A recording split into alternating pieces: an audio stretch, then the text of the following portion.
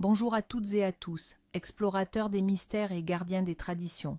Bienvenue sur notre chaîne, là où le voile entre les mondes se fait plus ténu et où les murmures des ancêtres résonnent à travers les âges. Préparez-vous à plonger au cœur d'une journée empreinte de sacré, de présages et d'énergie profonde. Aujourd'hui, le 8 septembre n'est pas un jour comme les autres. C'est un pivot, un point de rencontre entre la fin de l'été exubérant et le souffle frais de l'automne qui s'annonce. C'est une date où le divin et le terrestre se côtoient de manière unique, offrant des bénédictions et imposant des devoirs. Chaque geste, chaque pensée prend une résonance particulière. Levez les yeux, ouvrez votre cœur, car les signes sont partout. Ce 8 septembre est universellement célébré comme la nativité de la Vierge Marie, une fête chrétienne d'une importance capitale. Mais au-delà des dogmes, c'est une célébration profondément ancrée dans l'âme populaire, un écho au cycle de la nature et à la sagesse ancestrale. C'est le jour où l'on fête la naissance de celle qui deviendra la mère du Christ, mais aussi symboliquement la renaissance de l'espoir, la pureté et la fécondité. Ce jour marque une transition agricole, souvent synonyme de la fin des vendanges dans de nombreuses régions viticoles ou du début des récoltes tardives. Il est donc naturellement lié à l'abondance, à la protection des cultures et à la gratitude pour les dons de la terre. Dans le contexte religieux et spirituel, la nativité de la Vierge Marie est un jour de grande dévotion. Les fidèles se tournent vers Marie avec une foi inébranlable, la considérant comme une puissante intercesseuse. On lui adresse des prières pour une multitude de raisons. Les couples qui désirent un enfant implorent sa bénédiction pour la fertilité et une heureuse conception, rappelant sa propre conception miraculeuse.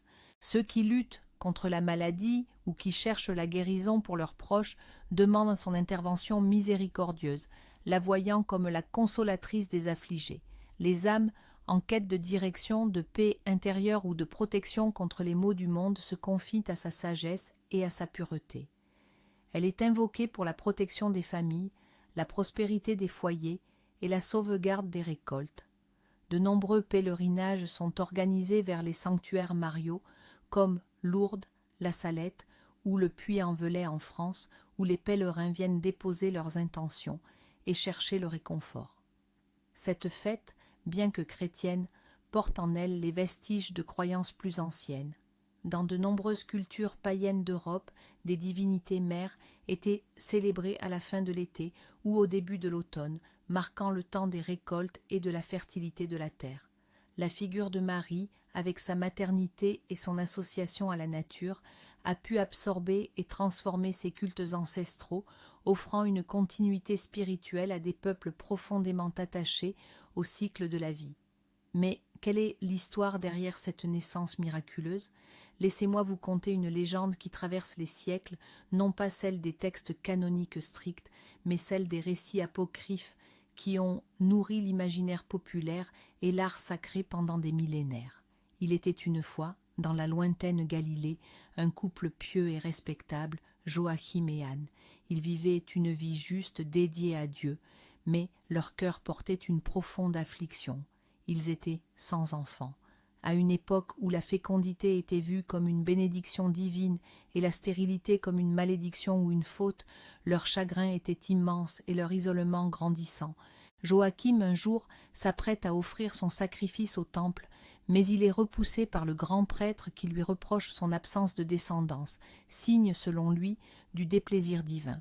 Humilié, le vieil homme ne rentre pas chez lui, mais se retire dans le désert avec ses troupeaux, se livrant à un jeûne et à des prières ardentes pendant 40 jours et 40 nuits. Il supplie le ciel de lui accorder la grâce d'un enfant, promettant de le consacrer à Dieu.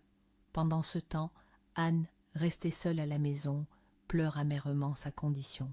Elle voit les oiseaux nichés dans les arbres, les animaux avec leurs petits, et son désespoir grandit. Dans son jardin, elle aperçoit un nid de moineaux et s'écrie « Pourquoi suis-je la seule de mon peuple à être stérile ?» Alors qu'elle élève ses suppliques au Seigneur, un ange lui apparaît, resplendissant de lumière. L'ange lui dit « Anne, Anne, le Seigneur a exaucé ta prière, tu concevras et enfanteras, et ta postérité sera bénie dans le monde entier. » Au même moment, un ange apparaît à Joachim dans le désert, lui annonçant la même nouvelle et l'enjoignant de rentrer chez lui. Ébloui par cette promesse divine, Joachim se hâte de rejoindre Anne. Ils se retrouvent à la porte dorée de Jérusalem, une étreinte joyeuse scellant la promesse divine. 9 mois plus tard, le miracle s'accomplit. Le 8 septembre, une petite fille voit le jour. Elle est appelée Myriam, qui deviendra Marie. Dès sa naissance, une lumière particulière l'entoure. Cet enfant, conçu dans la pureté et la foi, après des années d'attente et de prière, était destiné à un rôle inégalé dans l'histoire de l'humanité. Cette légende, riche en émotions et en symboles, nous rappelle que la foi et la persévérance peuvent déplacer des montagnes et que l'espoir peut éclore même dans les cœurs les plus désespérés. Elle célèbre la maternité divine, la pureté originelle et la capacité de l'amour à transcender toutes les épreuves. En ce jour spécial, les signes du destin sont partout et la nature elle-même se fait messagère. Les signes du destin, murmures de la nature et de l'âme. Les prophéties météorologiques et agricoles.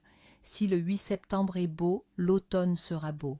Un ciel clair et ensoleillé, ce jour-là est un présage de températures douces et d'une saison automnale agréable, propice aux dernières récoltes et aux activités extérieures. Cela signifie également que le temps sera favorable pour sécher le bois et préparer l'hiver sans hâte. À la nativité de Notre-Dame, les hirondelles s'envolent, l'hiver approche en hâte. Si vous observez les hirondelles se rassembler et prendre leur envol pour le sud, c'est un signe certain que l'hiver sera précoce et rigoureux. Ne tardez pas à préparer votre foyer. Un temps pluvieux le 8 septembre promet une bonne année pour les champignons. La pluie de ce jour, bénie par la Vierge, est censée gorger les sols de l'humidité nécessaire à une abondante pousse de champignons. Les cueilleurs se réjouissent et préparent leur panier. Si les jours raccourcissent à la nativité, l'hiver sera long et rude. Observez la durée du jour et de la nuit. Un raccourcissement perceptible annonce des mois froids et un hiver qui s'étirera au-delà de sa durée habituelle, exigeant prudence et préparation. Un soleil éclatant pour la nativité assure des vendanges généreuses. Dans les régions viticoles, c'est une primeur essentielle. Un soleil lumineux et chaud ce jour-là est le garant d'une récolte de raisins abondante et de grande qualité, promettant un vin excellent. Les viticulteurs y voient un signe de prospérité, les présages, domestiques et financiers. Si une lumière inattendue illumine votre maison à l'aube, une nouvelle positive vous attend. Cela peut être un rayon de soleil particulier, une bougie qui s'allume spontanément, sans danger bien sûr. C'est un signe que la grâce divine veille sur votre foyer et qu'une bonne nouvelle, financière ou familiale, est en chemin. Découvrir une pièce de monnaie ancienne ou brillante, un signe de prospérité inattendue. Si vous trouvez une pièce de monnaie, surtout une qui semble vieille ou qui brille particulièrement, ne la dépensez pas. C'est un porte-bonheur, un signe que la chance financière vous sourit. Gardez-la dans votre portefeuille pour attirer l'abondance. Si un objet cassé chez vous se répare inexplicablement, une discorde familiale sera apaisée. Un vase recollé sans votre intervention, une vieille horloge qui se remet en marche, c'est un signe de réconciliation et de retour à l'harmonie. Soyez attentifs aux relations qui vous entourent. Les songes de cette nuit sacrée portent vers l'inconscient. Les rêves de la nuit du 8 septembre sont considérés comme particulièrement prophétiques et porteurs de messages profonds, souvent liés à la pureté, la maternité et les nouveaux départs. Chaque symbole est une clé. Rêvez de naissance ou de bébé. Si vous rêvez d'une naissance, qu'il s'agisse d'un enfant, d'un animal ou d'un projet, c'est un signe puissant de renouveau et de nouvelles opportunités. Cela indique que vos efforts passés sont sur le point de porter leurs fruits et que des idées fécondes sont prêtes à émerger dans votre vie professionnelle ou personnelle. Rêvez d'un jardin luxuriant, de fleurs blanches, un jardin fleuri, surtout s'il est rempli de lys, de roses ou d'autres fleurs blanches immaculées, symbolise la pureté, la grâce et la protection divine. Cela signifie que votre âme est en paix et que des bénédictions spirituelles vous sont accordées. C'est un signe de croissance personnelle et d'épanouissement émotionnel. Rêvez d'eau claire et pure, source, rivière calme. L'eau est le symbole des émotions et de l'intuition. Rêver d'eau claire et paisible indique une clarté émotionnelle, un apaisement des angoisses et une connexion profonde avec votre moi intérieur. Si l'eau coule, cela suggère que vous êtes sur le bon chemin pour atteindre vos objectifs. Rêvez d'une lumière douce et enveloppante. Une lumière chaleureuse et non aveuglante dans un rêve est un signe de guidance spirituelle et de réconfort. Cela peut signifier que vous êtes sous la protection d'une entité bienveillante ou que vous allez recevoir une illumination sur une question qui vous préoccupait. C'est un présage d'espoir et de sérénité. Rêvez d'un chemin ascendant ou d'une ascension. Ce type de rêve symbolise le progrès, l'élévation spirituelle ou matérielle. Vous êtes sur le point de surmonter des obstacles et d'atteindre de nouveaux sommets dans votre vie. C'est un encouragement à persévérer et à viser toujours plus haut. Ceux qui voiteraient le jour en cette date bénie, destin illuminé. Les personnes nées le 8 septembre sont souvent considérées comme des âmes privilégiées, dotées de qualités exceptionnelles qui reflètent l'énergie de ce jour sacré. Elles sont réputées pour leur gentillesse naturelle, leur compassion profonde et une grande sensibilité aux besoins d'autrui. Leur intuition est souvent très développée, les guidant dans leurs choix et leur permettant de percevoir ce qui échappe aux autres. Elles possèdent une forte connexion avec le monde spirituel, même si elles n'en sont pas toujours conscientes. Souvent artistes dans l'âme, elles ont un sens aigu de la beauté et de l'harmonie et peuvent exceller dans des domaines créatifs. Protectrices envers leurs proches, elles font preuve d'une loyauté indéfectible. Cependant, leur grande sensibilité peut les rendre vulnérables aux énergies négatives. Elles doivent apprendre à se protéger et à ne pas laisser les émotions d'autrui les submerger. Leur destin est souvent marqué par des rencontres significatives et un chemin de vie qui les pousse à l'épanouissement spirituel et à l'aide aux autres. Les prénoms célébrés. Une journée sous le signe de Marie. Le 8 septembre est avant tout le jour de la fête de la Marie. C'est une occasion de célébrer toutes les personnes portant ce prénom si universel et ses multiples dérivés. Marion, Marianne, Maryse, Mireille, Marina, Maureen, Marielle et bien d'autres. Mais au-delà de Marie, on peut aussi mentionner d'autres prénoms parfois associés aux saints locaux ou aux figures de dévotion mineures ou simplement célébrés par coutume familiale. Adrien, Nathanaël, Séraphine, focus sur Marie. C'est un prénom d'une pureté et d'une force incroyables. Les Maries sont souvent perçues comme des personnes douces, bienveillantes, dotées d'une grande force intérieure et d'une résilience face aux épreuves. Elles sont souvent le pilier de leur famille, porteuses d'espoir et de réconfort. Elles possèdent une grâce naturelle et une dignité qui inspirent le respect. Leur nature altruiste les pousse à se dévouer aux autres et elles ont une capacité innée à aimer sans compter. C'est un prénom intemporel qui symbolise l'amour inconditionnel et la maternité spirituelle. Les traditions et rituels, ce qu'il convient de faire en ce jour sacré. Le 8 septembre est un jour d'action intentionnelle, un moment pour honorer le sacré et se connecter aux énergies bienfaisantes. Voici les rituels que nos ancêtres pratiquaient pour attirer la protection et la bénédiction. 1. Le rituel de la lumière et de la gratitude mariale.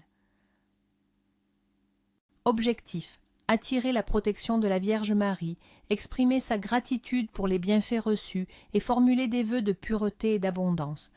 Ce qu'il vous faudra: une bougie blanche, symbole de pureté et de lumière, des fleurs fraîches, idéalement des lys ou des roses blanches associées à Marie, un petit plat en céramique ou en verre, de l'eau pure. Quand et comment le pratiquer? Ce rituel se fait de préférence au lever du soleil ou au crépuscule. Trouvez un endroit calme et propre dans votre maison. Allumez la bougie blanche sur le petit plat. Disposez les fleurs fraîches autour de la bougie, dans un vase, ou simplement posées sur la table. Versez un peu d'eau pure dans un petit verre à côté. Concentrez-vous sur la flamme et visualisez une douce lumière bleue ou blanche vous enveloppant, vous et votre foyer.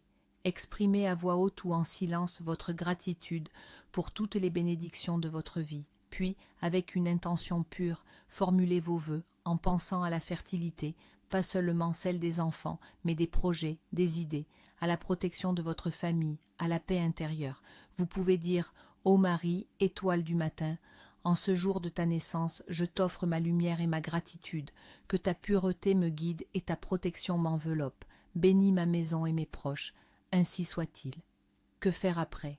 Laissez la bougie brûler jusqu'à ce qu'elle se consume, toujours sous surveillance. Jetez les fleurs fanées dans la nature, terre, rivière, et dispersez l'eau à l'extérieur, près d'un arbre ou dans votre jardin, comme une offrande à la terre-mère. 2. La bénédiction des graines et des projets nouveaux. Objectif: assurer la réussite et la croissance de tout ce que vous entreprenez, qu'il s'agisse de plantation, de nouvelles idées ou de débuts professionnels. Ce qu'il vous faudra, une poignée de graines pour votre jardin ou symbolique, comme des lentilles ou des grains de riz, ou un objet symbolisant votre projet, une image, un croquis, un petit sachet en tissu naturel, lin, coton, et un ruban bleu ou blanc. Quand et comment le pratiquer? Ce rituel est idéalement réalisé en milieu de journée. Tenez les graines ou l'objet dans vos mains, fermez les yeux et visualisez le succès de votre entreprise. Imprégnez ces graines ou cet objet de votre énergie positive et de vos intentions. Demandez à la Vierge Marie de veiller sur votre travail et de lui accorder la force de germer et de prospérer.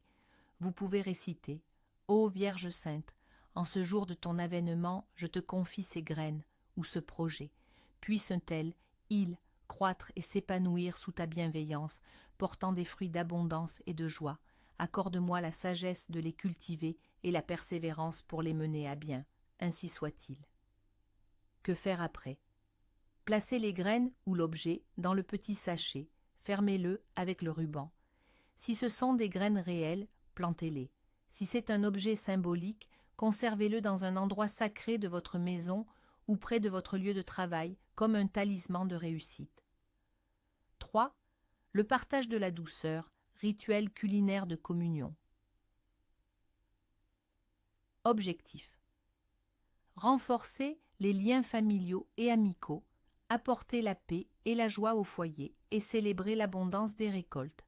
Les traditions culinaires du jour. Ce jour est souvent marqué par la dégustation de plats doux et sucrés, symbole de la pureté et de la douceur de Marie et de la générosité des récoltes. Les galettes de la Vierge, des sortes de petites brioches ou de gâteaux aux fruits de saison, raisins, figues, pommes, sont très appréciés. Le pain béni, souvent préparé dans les villages et béni à l'église, est partagé en famille. Les salades de fruits frais, surtout celles contenant du raisin, sont également de mise. Le vin nouveau, s'il est déjà pressé, peut être goûté ou béni. Comment le pratiquer? Préparez un de ces mets traditionnels avec amour. Invitez des proches à partager ce repas. Avant de commencer à manger, tenez-vous la main et prenez un moment pour remercier pour la nourriture, la compagnie et les bénédictions du jour. Le partage de ces mets sucrés est une façon de diffuser la joie et la bonne fortune. Chaque bouchée est un acte de communion, renforçant les liens et créant des souvenirs précieux. C'est un moment pour échanger des histoires, rire et sentir la chaleur de la communauté. Les principaux interdits du jour, ce qu'il ne faut absolument pas faire. En ce 8 septembre, jour de la Nativité de la Vierge, certaines actions sont à éviter scrupuleusement car elles pourraient perturber l'harmonie sacrée et attirer des conséquences indésirables. Ces interdits ne sont pas de simples superstitions, mais des rappels profonds de respect et de l'importance de l'intention. 1. Interdiction des travaux physiques, ardus et non essentiels. La raison mystique. Ce jour est dédié à la célébration de la pureté, de la maternité divine et au recueillement. L'énergie de la terre-mère est en transition. Perturber cette énergie par des labeurs excessifs, comme labourer profondément la terre, des travaux de construction lourds ou des tâches exigeant une force physique intense, est considéré comme un manque de respect envers la nature et le divin. Cela revient à ne pas honorer le repos sacré de la Vierge. Les esprits de la terre et les énergies célestes ne sont pas propices aux efforts extrêmes. Les conséquences du non-respect. Selon les croyances, ceux qui ignorent cet interdit risquent d'attirer de mauvaises récoltes pour l'année à venir, des problèmes de santé liés à l'épuisement ou des échecs dans leurs entreprises. Le travail effectué ce jour-là serait stérile ou entaché de malchance. comme si une force invisible s'opposait à son succès. Votre corps pourrait ressentir une fatigue inhabituelle et persistante. 2. Prohibition des disputes, querelles et jugements hâtifs. La raison mystique, la Vierge Marie est le symbole de la paix, de l'harmonie et de l'amour inconditionnel. Toute forme de discorde, de médisance ou de jugement sévère est une offense à sa nature bienveillante. Ce jour nous invite à la compassion et à la compréhension mutuelle. Les énergies négatives de la dispute polluent l'atmosphère sacrée du jour et créent des brèches dans votre aura, vous rendant vulnérable. Les conséquences du non-respect. Les querelles entamées ce jour-là sont réputées durer longtemps et s'envenimer, rendant toute réconciliation difficile. Le foyer pourrait être envahi d'une ambiance lourde et la malchance pourrait s'abattre sur les relations. Vous pourriez attirer des conflits inattendus dans votre vie personnelle et professionnelle et votre réputation pourrait en souffrir. 3. Interdit de jeter ou de gaspiller la nourriture. La raison mystique. Ce jour est étroitement lié aux récoltes et à l'abondance. Gaspiller la nourriture, en particulier les fruits et légumes de saison, est un acte d'ingratitude envers la terre-mère et les bénédictions divines. C'est un manque de respect pour le cycle de la vie et le dur labeur de ceux qui ont cultivé la terre. Cela signifie rejeter la générosité de l'univers. Les conséquences du non-respect. On dit que ceux qui gaspillent la nourriture ce jour-là risquent la pénurie et la pauvreté dans l'année à venir. Leur garde-manger pourrait se vider et des difficultés financières imprévues pourraient surgir comme une punition karmique pour leur manque de respect et de gratitude. La prospérité pourrait se détourner de votre foyer. 4. Défense de prêter de l'argent ou de conclure des emprunts importants. La raison mystique. Le 8 septembre est un jour d'équilibre et de don, mais pas de spéculation ou de dette. L'énergie du jour n'est pas propice aux transactions financières qui impliquent un lien de dépendance ou un déséquilibre. Prêter de l'argent pourrait affaiblir vos propres finances et emprunter pourrait alourdir votre karma. Les énergies fluctuantes pourraient rendre les accords instables. Les conséquences du non-respect. Les fonds prêtés ce jour-là pourraient ne jamais vous être rendus ou leur recouvrement serait source de grandes difficultés. Les emprunts contractés seraient difficiles à rembourser et pourraient entraîner des ennuis financiers prolongés, vous piégeant dans un cycle de dettes. Votre fortune pourrait être compromise. 5. Prohibition de la négligence envers les plus démunis. La raison mystique, la compassion et la charité sont des vertus centrales associées à la Vierge Marie. Ignorer la souffrance d'autrui ou refuser d'aider ceux qui sont dans le besoin en ce jour sacré est considéré comme un grave manquement spirituel. C'est faire preuve d'égoïsme et de dureté de cœur, ce qui va à l'encontre de l'esprit de générosité du jour. Les conséquences du non-respect. Ceux qui se montrent indifférents aux nécessiteux risquent de voir la fortune se détourner d'eux et de connaître eux-mêmes des périodes de manque et de difficulté. Leur karma pourrait être alourdi, et ils pourraient faire face à des épreuves où ils se sentiront seuls et sans aide, subissant le reflet de leur propre froideur. 6. Interdit de rompre des promesses ou des engagements sacrés. La raison mystique. Le jour de la naissance de la Vierge, figure de fidélité et de pureté, est un moment où la parole donnée revêt une importance particulière. Rompre un serment, une promesse, surtout envers le divin ou envers autrui, est une trahison de la confiance et de l'intégrité personnelle. C'est briser un lien sacré et manquer de respect à l'énergie de vérité du jour. Les conséquences du non-respect. Un serment rompu ce jour-là pourrait attirer un cycle de malchance et de trahison dans votre propre vie. Les autres pourraient cesser de vous faire confiance, et vos propres projets pourraient être sabotés par des événements inattendus. La réputation et la crédibilité seraient irrémédiablement entachées et vous pourriez vivre des remords profonds. 7. Défense de la vanité excessive et de l'ostentation. La raison mystique. Ce jour appelle à l'humilité et à la simplicité, des vertus associées à la Vierge. Faire preuve d'une vanité excessive, d'un besoin de se montrer ou de jactance est contraire à l'esprit de recueillement et de pureté. L'orgueil obscurcit la lumière intérieure et vous éloigne de la vraie beauté de l'âme. c'est un manque de respect pour la discrétion et la modestie. Les conséquences du non-respect, ceux qui se complaisent dans la vanité ce jour-là, risquent l'humiliation publique ou des situations où leur fierté sera mise à rude épreuve. Leurs efforts pourraient ne pas être reconnus et leur chemin pourrait être semé d'obstacles qui les obligeront à revenir à plus de simplicité, perdant la faveur de ceux qui comptent vraiment. 8. Interdit de commencer un long voyage sans une prière ou une bénédiction. La raison mystique, la Vierge Marie est la protectrice des voyageurs. Entreprendre un déplacement important sans demander sa protection est une imprudence. Ce jour est propice à la bénédiction pour des chemins sûrs et des retours heureux.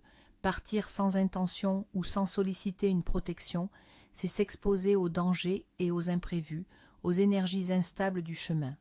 Les conséquences du non-respect. Les voyages commencer sans cette précaution pourrait être jalonné d'obstacles, de retards ou même d'accidents.